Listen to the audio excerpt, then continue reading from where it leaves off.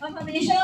क्योंकि राष्ट्रीय अध्यक्ष श्री चिराग पासवान जी के सम्मान में इस कार्यक्रम को आयोजित किया गया है, तो हम हमारे राष्ट्रीय अध्यक्ष श्री चिराग पासवान जी को हमेशा विपरीत परिस्थिति का नेता कहते हैं। वो एक ऐसे नेता है जिन्होंने अपने पिताजी के गुजरने के बाद, बहुत कम ऐसे सेकेंड जनरेशन पॉलिटिशियंस होते हैं जो अपने पिताजी जितना कद जो है वहां तक अपने आप को पहुंचा पाते हैं, लेकिन एक युवा नेता होने के नाते बहुत कम समय में उन्होंने अपने पार्टी को पुनर्स्थापित भी किया। जो खोया हुआ मान सम्मान पार्टी का था, उसके लिए एक लंबी लड़ाई लड़के वो सम्मान भी वापस लाए, वापस से वो केंद्र मंत्री भी बने। और जिस एमआई समीकरण का बात आज हमारे यशस्वी प्रधानमंत्री श्री नरेंद्र मोदी जी कहते हैं, उसको धरातल पर अगर पहली बार किसी नेता ने उतारा तो वो हमारे राष्ट्रीय अध्यक्ष श्री चिराग पासवान जी हैं। जिम्मेदारी है, उनके ऊपर मंत्रालय की जिम्मेदारी है, उनके ऊपर सभी सांसदों की जिम्मेदारी है और गठबंधन की भी बहुत महत्वपूर्ण जिम्मेदारी है। तो इसी के बीच में वो आप सबके पास यहाँ पर उपस्थित नहीं हो पाए, पर हम वादा करते हैं और उम्मीद करते हैं कि बहुत जल्द वो आप सबके बीच में आएंगे, आप सबसे मिलेंगे और आप सबसे संवाद स्थापित करके आपकी समस्याओं को भी सुनेंगे। हम हमेशा, क्योंकि राष्ट्रीय अध्यक्ष श्री चिराग पासवान जी के सम्मान में इस कार्यक्रम को आयोजित किया गया है, तो हम हमारे राष्ट्रीय अध्यक्ष श्री चिराग पासवान जी को हमेशा विपरीत परिस्थिति का नेता कहते हैं। वो एक ऐसे नेता है जिन्होंने अपने पिताजी के गुजरने के बाद,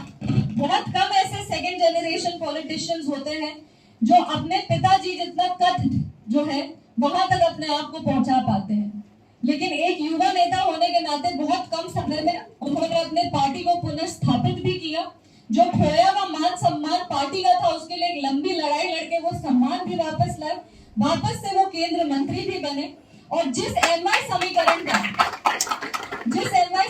का बात आज हमारे यशस्वी प्रधानमंत्री श्री नरेंद्र मोदी जी कहते हैं, उसको धरातल पर अगर पहली बार किसी नेता ने उतारा तो वो हमारे राष्ट्रीय अध्यक्ष श्री चिराग पासवान जी हैं। तो इसमें कोई दो राय नहीं है कि वो हमारे देश का भी भविष्य है, वो हमारे प्रदेश का भी भविष्य है। और हमेशा युवाओं के लिए तो हम कहते हैं कि संघर्ष के साए में इतिहास हमारा पलता है, जिस ओर जवानी चलती है उस ओर जमाना चलता है। तो हमारे राष्ट्रीय अध्यक्ष जो है वो आने वाले समय में हमारे देश को दिशा भी दिखाएंगे और आगे भी लेकर के जाएंगे। उनके नेतृत्व में केपी चौधरी जी आज लोक जनशक्ति पार्टी को ज्वाइन कर रहे हैं, उनका हम अभिनंदन करते हैं, उनका हम स्वागत करते हैं और हम आशा और उम्मीद करते हैं कि जो जोश और हौसला आज हमें यहाँ पर देखने को मिला, आने वाले समय में पार्टी के जितने भी सदस्य उनके साथ पार्टी की सदस्यता ग्रहण करेंगे, हम लोग सब मिलकर हमारे संस्थापक श्रद्धेय रामविलास पासवान जी के उस सपने को पूरा कर पाएंगे जो सदियों पहले उन्होंने देखा था। आज हमारे राष्ट्रीय अध्यक्ष चिराग पासवान जी केंद्र मंत्री होने के बावजूद कभी भी दलित हो, पिछड़ा हो, अति पिछड़ा हो, महिला हो, युवा हो, उनके बारे में, उनके लिए आवाज उठाने से कभी नहीं हिचकिचाए। बहुत बार हम लोग भी राजनीति में ये सोचते हैं कि हम लोग को वो करना चाहिए जिससे राजनीति कंफर्टेबल हो, पर राष्ट्रीय अध्यक्ष चिराग पासवान जी हमेशा कहते हैं कि नहीं, वो आवाज बनो जिसको सदियों से दबाया जा रहा है। ये संस्कार और ये प्रेरणा हमारे राष्ट्रीय अध्यक्ष चिराग पासवान जी ने हमें दिया। एक युवा महिला पार्टी की सदस्य होने के पहले, सांसद होने के पहले हम हमारे भाई की छोटी बहन है और पार्टी के सदस्य हैं और हमेशा हम लोग यही प्रयास करते हैं कि लोक जनशक्ति पार्टी का जो मूल संरचना है, जाति और धर्म से ऊपर उठ करके एक ऐसे समाज की स्थापना करना जहाँ पे सबको बराबर का अधिकार है, जहाँ पे सबकी आवाज को सुना जाता है, जहाँ पे सामान्य हक है, वैसे समाज की स्थापना करना। तो ये वादा हम आप सबसे करते हैं कि लोक जनशक्ति पार्टी की सदस्य होने के नाते इसी परचम को हम लोग आगे भी लेके जाएंगे और आपके साथ मिल करके एक ऐसे समाज की कल्पना जो हमारे संस्थापक श्री रामविलास पासवान जी करते हैं, उस समाज की स्थापना हम लोग मिलकर करेंगे। आने वाले समय में अपने पार्टी की ओर से, अपने राष्ट्रीय अध्यक्ष चिराग पासवान जी की ओर से फिर से आप सबका बहुत बहुत धन्यवाद देते हैं और उम्मीद और आशा करते हैं कि जिस मजबूती के साथ, जिस तत्परता के साथ हम लोगों ने बिहार के चुनाव में अपने कार्यक्रम किए थे लगभग एक साल में, जिसकी बदौलत बिहार विधानसभा में गठबंधन में रहते हुए 29 सीटें लेना और उसमें से 11 विधायक जिता करके ले आना। थोड़ा सा काम जब मेरे साथ होता है तो थोड़ा कठिन होता है, लेकिन अंत में उसका परिश्रम का फल मीठा होता है। साथ ही साथ हमारे पार्टी के अल्पसंख्यक प्रकोष्ठ के राष्ट्रीय अध्यक्ष असीम खान जी, SC/ST प्रकोष्ठ के राष्ट्रीय अध्यक्ष ज्ञानचंद गौतम जी, युवा के राष्ट्रीय अध्यक्ष प्रणव कुमार जी, हमारी छोटी बहन संसद में मेरे साथ बैठती हैं और बहुत जब कई बिलों पर डिस्कशन होता है, जिस दिन मुझे बोलना होता है तो मुझे बहुत एनकरेज भी करती है हमारे छोटे बहन माननीय सांसद शामिनी चौधरी जी। 10 राज्य से आए हुए महासंघ के सभी पदाधिकारीगण, सभी कार्यकर्ता, आप सभी को मेरा प्रणाम है। मैं अपनी बात शुरू करने से पहले दुनिया के सबसे बड़े धर्म बौद्ध धर्म के जो भगवान है बुद्ध भगवान, उनको याद करूंगा। इसके बाद हमारे बुद्ध भगवान के बाद अगर किसी को वो जगह मिलता है तो वो डॉक्टर अम्बेडकर को मिलता है, क्योंकि उन्होंने सिर्फ संघर्ष ही नहीं किया था, अपने जीते जी भले ही वो देश आजाद होने के बाद कोई चुनाव नहीं जीत पाए थे, लेकिन उसके बावजूद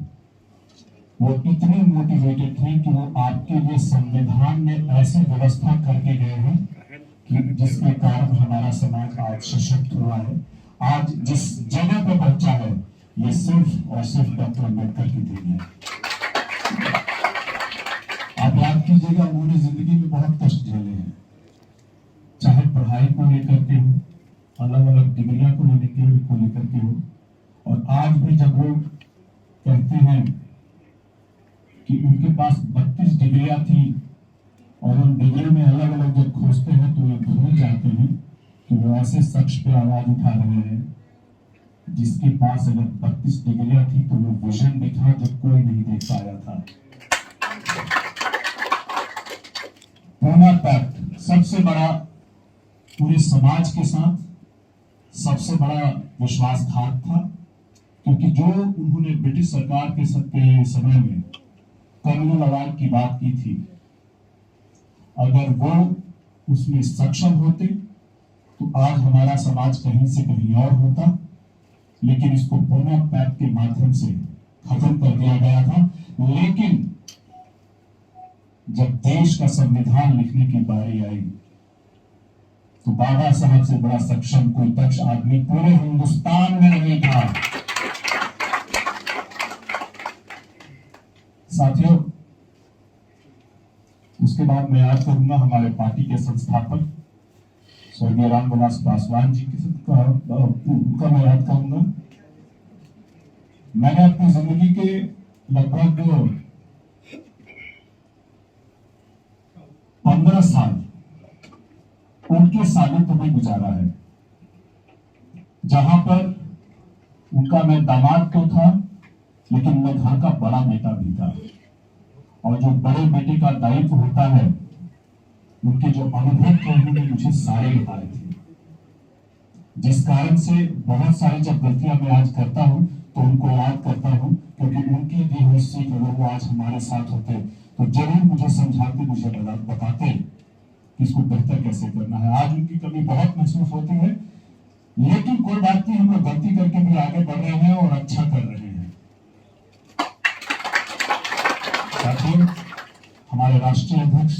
चिराग पासवान जी, मैंने आपको बताया वो अपनी पार्लियामेंट्री दायित्व के कारण, मंत्रालय के दायित्व के कारण नहीं आ पाए यहाँ पर, लेकिन वो जहां भी हैं अपने समाज के लिए, अपने देश के लिए काम कर रहे हैं, अभी भी काम कर रहे हैं। उनकी जगह हम आकर के उनकी जगह को भरने का प्रयास कर रहे हैं, लेकिन मुझे पूर्ण उम्मीद है कि आने वाले समय में आप सभी से आकर के वो जरूर संवाद करेंगे। मैंने अपनी करियर की शुरुआत, क्योंकि मैंने देखा आप लोग इसमें बहुत सारे लोग बैंकर्स रहे हैं, मैंने भी बैंकर्स के तौर पे अपनी करियर की शुरुआत की थी। मैं स्टैंडर्ड चार्टर्ड बैंक में काम किया करता था, क्योंकि जब मैं MBA करके आया था तो तो सबसे पहले जो चुना गया विषय था वो मेरा फाइनेंस था। इस कारण से मेरा करियर भी वहां से शुरू हुआ है। और तब बाबा साहब की कही एक बात याद आती है कि शिक्षा शेरनी का वो दूध है जो पिएगा दहाड़ेगा। वहां से लेकर के सांसद बनने तक का एक लंबा सफर रहा है। और इस सफर में जब सांसद बनने के बाद मैंने समाज के लिए काम करना शुरू किया। जब राष्ट्रीय अध्यक्ष जी के मार्गदर्शन में बिहार में मैं वहां का प्रभारी हूँ, झारखंड का प्रभारी हूँ, मैं उत्तर प्रदेश का भी प्रभारी हूँ। सांसद बनने के बाद उन्होंने पहला दायित्व दिया कि आप झारखंड में जाएं, अपने लोगों को संगठित करें और एनडीए का गठबंधन, वहां पर चूंकि पार्टी का गठबंधन उस वक्त सिर्फ और सिर्फ केंद्र में था, आप वहां बनाए और कोशिश करें कि हमें गठबंधन में सीटों के बंटवारे में हमें भी कुछ मिले ताकि हम लोग भी चुनाव जीत सके, अपने समाज के लोगों को आगे बढ़ा सके। उस वक्त क्योंकि मुझे सांसद बनने हुए मात्र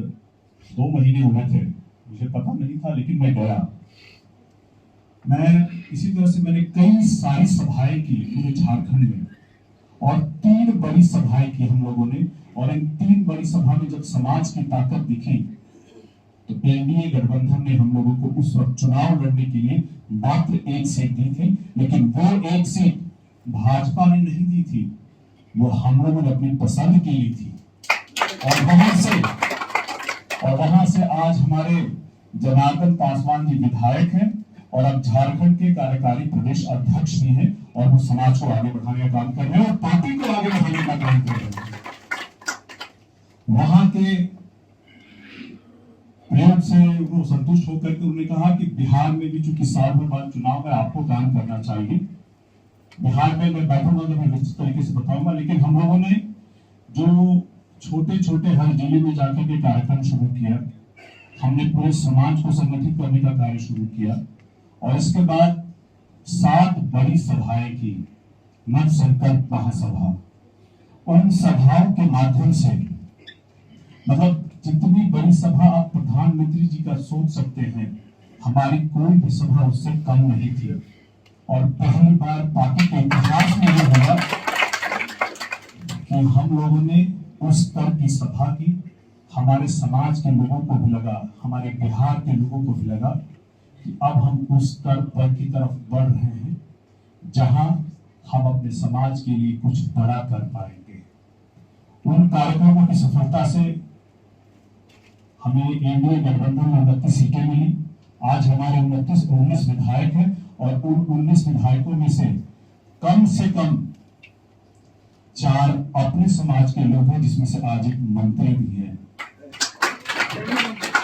कैबिनेट मंत्री है। तो हम लोगों ने सिर्फ ये पार्टी को नहीं बढ़ाया, लेकिन हमने समाज को भी आगे बढ़ाया। और याद रखिए, जब भी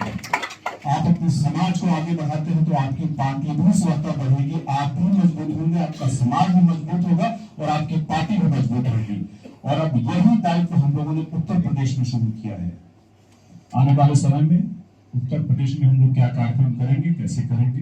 क्या नीतियां होंगी, क्या रणनीतियां होंगी, इन सभी के ऊपर अभी बातचीत होनी बाकी है। अलग अलग बैठकें होंगी और इसके बाद एक तय कार्यक्रम के तहत छोटी सभाएं हम लोग के स्तर पे होंगी और बड़ी सभाएं हमारे राष्ट्रीय अध्यक्ष चिराग पासवान जी के स्तर पे होंगी, उनके नेतृत्व में होंगी। हम लोग यह जरूर चाहते हैं, जिस तरह से हमारे पार्टी के संस्थापक स्वर्गीय रामविलास पासवान जी का ये सपना था कि झारखंड में हमारा विधायक हो, हम लोगों ने वो सही करके साबित किया, उनका ये सपना पूरा कर पाया। बिहार में एक समय हमारे 29 विधायक जीते थे। आज हम लोग उस टारगेट को तो वहां तक तो नहीं पहुंच पाए हैं, लेकिन आने वाले समय में हम लोग को पूर्ण विश्वास है कि अगर हम इसी तरह से हम लोग आगे बढ़ते रहेंगे, अपने समाज को मजबूत करते रहेंगे, बिहार के लोगों को मजबूत करते रहेंगे, तो हम लोग जरूर एक दिन वहां पर अपना मुख्यमंत्री बना पाएंगे। और उस पद पर यह हम लोगों का सपना है कि हम अपने राष्ट्रीय अध्यक्ष चिराग पासवान जी को एक दिन हम लोग मुख्यमंत्री के रूप में देखें। क्योंकि एक साथ में लक्ष्य और भी है कि हमारी पार्टी आज के दिन में लोक जनशक्ति पार्टी रामविलास नई पार्टी है, राष्ट्रीय अध्यक्ष चिराग पासवान जी ने बनाई है इसको। तो आज के दिन हमारी पार्टी को राष्ट्रीय पार्टी का दर्जा मिले, इसके लिए भी काम चल रहा है। नागालैंड में हमारे 2 विधायक हैं, बिहार में हमारे 19 विधायक हैं, और अगले राज्य यूपी में अगर हम लोग चुनाव जीत जाते हैं, जो एक निश्चित पैमाना है, एक जो पैरामीटर है उसके हिसाब से, तो जरूर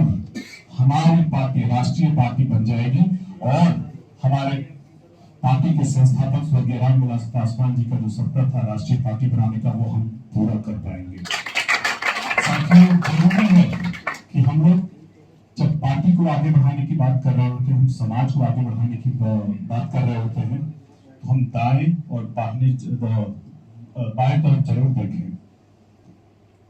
तो कितनी बार जब फोकस आगे रहता है ना, तो हमारे दाएं कौन खड़ा है, हमारे बाएं कौन खड़ा है, वो छूटता है। जबकि युद्ध का यह नियम है कि अगर आपका दाहिना मजबूत है और बायां मजबूत है तो आप कभी मुंह हारेंगे नहीं। तो ये बहुत जरूरी है। आने वाले समय में और भी संवाद होंगे और बातें होंगी। आज राष्ट्रीय अध्यक्ष जी नहीं आ पाए, इसके लिए हम लोग खेद प्रकट करते हैं, लेकिन मुझे पूर्ण उम्मीद है कि चौधरी जी के आपके नेतृत्व में हम लोग आगे संवाद को जारी रखेंगे और उत्तर प्रदेश में जो अलग कार्यक्रम तय होंगे उसमें भी आपका मार्गदर्शन लिया जाएगा। और उस वक्त हम लोग चाहेंगे कि जिस तरह के कार्यक्रम हम लोगों ने बिहार में किए थे नक्सल कैंप के माध्यम से, वैसे ही कार्यक्रम हम लोग उत्तर प्रदेश में करें, ताकि आपको किसी से मांगना ना पड़े, लोग आपको बुला करके आपका हक आपको देंगे। बहुत धन्यवाद। नेशनल दस्तक की आपसे गुजारिश है कि अगर इसको बचाना चाहते हैं तो नेशनल दस्तक को सब्सक्राइब करने के लिए रेड कलर के सब्सक्राइब बटन को दबाएं, फिर बेल आइकन की घंटी दबाएं। नेशनल दस्तक को बचाने के लिए बहुत जरूरी है कि हर खबर को शेयर करें, लाइक करें, कमेंट जरूर करें।